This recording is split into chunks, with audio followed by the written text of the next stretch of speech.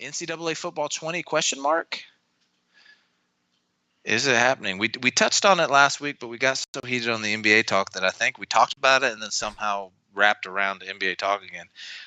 But again, it's the if you're not aware of the story, it's the NCAA president or whatever, he's the dictator, whatever. He announced that they put together like a committee, or they have some other term where they're going to look into, hey, can they make it work, where players can make money, right? Money off their likenesses. I don't know why this is an argument at all. If you go to college and you don't play sports, you can sign pictures of yourself for money. Yeah.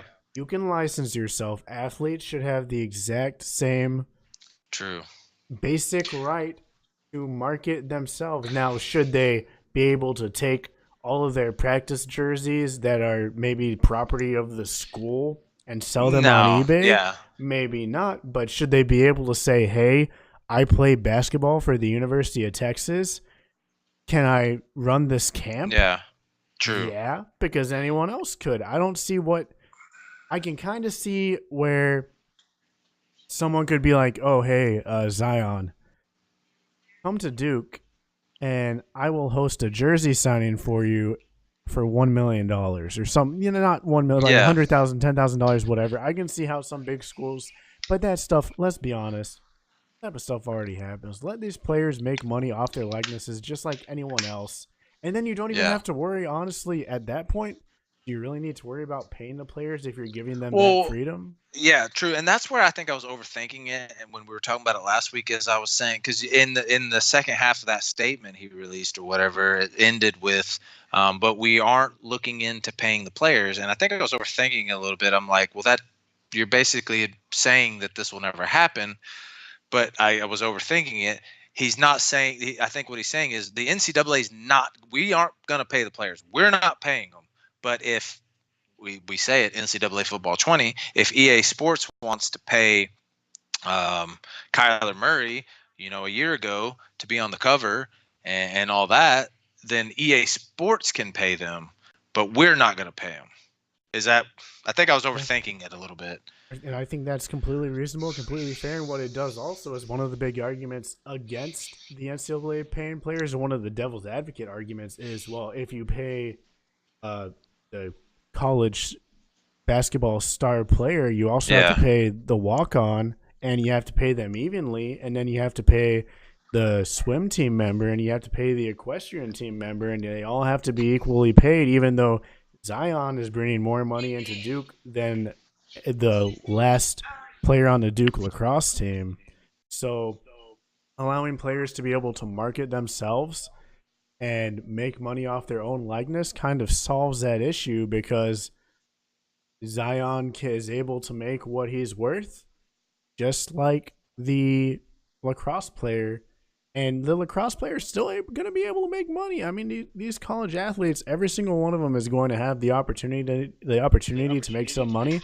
But just like the star players are bringing in more money for the university, the star players should have the right to be able to make more money for themselves as well. Well, if you remember, this is kind of one of the discussions we had that kind of helped, start to put together the ideas of us having this podcast. Is we had this discussion one night playing Madden or 2K or something, I don't remember, and I totally at the time I totally disagreed with you. I felt like I kind of leaned towards the fact that, yes, I get what you're saying. Kyler Murray, example, brought a lot of money to OU, and he should be, he brought a lot more money to OU than the swim team captain or whatever. But I still felt like it wasn't fair if you're gonna pay that. You couldn't really just do the likenesses thing, because it's not fair, because even though he brings in the most amount of money, but it's not really fair because the equestrian guy has zero chance of making money off of his likeness, most likely. But I think now that I've thought about it a little bit, it makes more sense to me where you could just do that. You're able to market yourself. I do think it shouldn't be. You're not, like you said, you're not able to sign an A&M jersey and so like you. It's only you. You're only able to market yourself. You're not able to sign memorabilia from the team and get rid of it. You know what I'm saying? Like that. I think that would have to be a thing. Or I would say, like, if someone has went and bought your jersey and brings it to you and says, "Hey," or someone comes and says, "Hey, look, I have 50 people who would like you to sign these jerseys that I've bought. I'll pay you $500 to sign all these jerseys for me." Yeah. I think that's reasonable. I can see it can lead to some issues because those big name schools, there's going to be more opportunities for people to make obscene amounts of money. Like, if they really want to bend the rules, they could say, "Hey, look, I'll give you $50,000. Just sign this one jersey for me and come to my school." You know, but there like have to be some sort of way to balance. But any other person, if you decided, "Hey, you know what? I'm thinking about going to college," and some guy's like, "Hey, you know, I really like your podcast. I really like Redbeard and the Greek, M-Dub. So tell you what, I'm going to give you a full ride to the University of Texas, and I'm going to give you $50,000 to start doing Redbeard and the Greek, but we're just going to call it Redbeard by yourself. Oh, I'm and on just that broadcast right it now. one day a week, $50,000. Oh yeah, goodbye. Then you could do that, and there wouldn't be any repercussions. Yeah, the NCAA wouldn't say, "Hey, look, M-Dub, I'm sorry, but we're not going to let you go to college anymore because you took money to go to university, and that's not right." True. So, and guys, like, a great example, that kicker from UCF, I think. Oh yeah, his YouTube channel. I mean, and the kicker isn't exactly the big name. He wasn't the most talented kicker in the world. Yeah, he was making money off his own likeness because he marketed himself, and I think that he should be able to do that. He shouldn't have gotten kicked. I'm pretty sure he got kicked off the team, or he withdrew from school. I think he was wasn't he ruled ineligible? So that's ridiculous. I think they gave him an ultimatum. Yeah, they said one or the other. He said, "Well, I'm making money off this. I'm gonna do this." Yeah, it's crazy. And there's devil advocates. There's other sides to it, but I think that is the most logical way to go. It's a tricky, I think it is, especially if NCAA is holding that stance. If we're not paying them, we will not pay them. At least allow them to make some money. Because let's just be realistic. The sheer numbers of there are college basketball, college football, college baseball stars that don't even make it to the NBA or the NFL or the MLB. They don't make it, but they were stars, like legit stars, while they were at that program. Let them earn that. Let them earn that big money while they're there. While they're bringing in lots of money for that team, because they're not going to make it to the pros and make millions. My number one example of that, real quick, is, and he did make it to the pros, but he flopped. Johnny Manziel, close to home, A&M. I stand by my thoughts, and I could be totally wrong here. If Johnny Manziel doesn't play for Texas A&M, doesn't have that success, and doesn't win the Heisman, there is much lower amount of students attending A&M. That new stadium, it ain't there, Jack. All that funding, that ain't there. You know, we have a new football stadium. We have a new track stadium. We have a new baseball stadium. We have a new softball stadium. And I honestly think, like, all that, Johnny Manziel. Yeah, if they're not on national TV beating Alabama, and it's Johnny Manziel is the face of it. I agree with you 100%. But Johnny Manziel not only got to the NFL, he was a first-round pick. I'm talking about there's been legit stars, collegiate stars that go undrafted and they don't even make it out of training camp or get hurt. So those guys deserve to at least cash in. I feel like. Let's speak NCAA football a little bit. I think the way that this works, and me just thinking this through, the way this works is Instead of putting a current player, they need to do it exactly how they did in the past. Is the person that's on the cover is graduated. He's not a collegiate athlete anymore. They pay Agreed. him to be on the cover. Mm-hmm. All the other, the current collegiate stars are in the game, and they're getting paid the same amount of money though. They it doesn't. I truly believe it doesn't matter if it's who's I'm trying to think. Who's that damn quarterback for Clemson? He's like the hottest. Trevor Lawrence. Yeah, Lawrence. It doesn't matter if it's Lawrence or it's the backup fullback on the Iowa State team. I feel like they should get paid for NCAA football purposes the same amount of money. I think a great way to do that too. Or go ahead, sorry. No, that's pretty much all I will say. I just think the cover athlete should be someone, because I feel like you're opening up too many arguments and too many what's going on here situations. Is the cover athlete who they are obviously going to pay to be on the cover. That guy's already in the NFL or is graduated, and he's getting paid to be on the cover, and they're getting paid. Everybody else is getting paid just for their likenesses to be in the game, and it's the same amount of money for everybody. Yep, I think a great way to do that, and I don't know how this would work with NCAA, because honestly, all that EA Sports needs is not even your full likeness, right? Because I don't think EA needs to spend all that money to get super in depth on names, birthplace, all this. If they can pay teams a set amount of money, every single team, and they can get just height, weight, number, and maybe general likeness. Well, they already did that, and that's what that lawsuit really came into play. If they do that, right, but they pay, instead of going in and saying, okay, we need to pay this player, this player, this player, pay the team a certain amount, and then that team distributes that money evenly amongst the players, right?